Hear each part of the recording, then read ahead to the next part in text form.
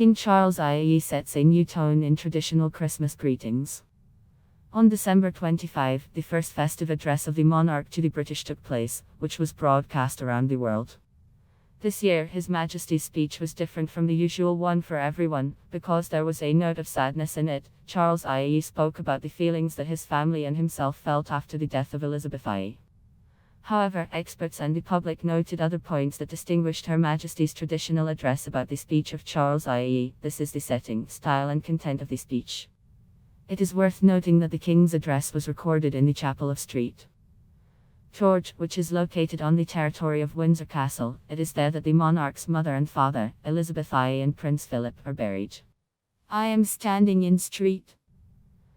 George's Chapel at Windsor Castle, in a place that is so close to my beloved mother, the late Queen, and dear father, who rests next to her. I am reminded of the touching letters, postcards and messages that many of you have sent to me and my wife to express their love and support for the passing of Elizabeth IE. You have shown great sympathy for our whole family, Charles IE said in his address. Interestingly, Elizabeth I usually recorded a congratulatory speech in the main royal residence, Buckingham Palace, sitting at a table that is filled with photos with representatives of the royal family.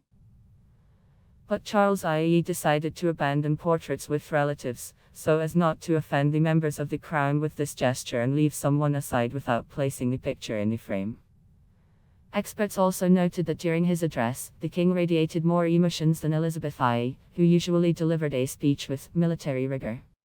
Charles IE decided to open up to the public and demonstrated his feelings.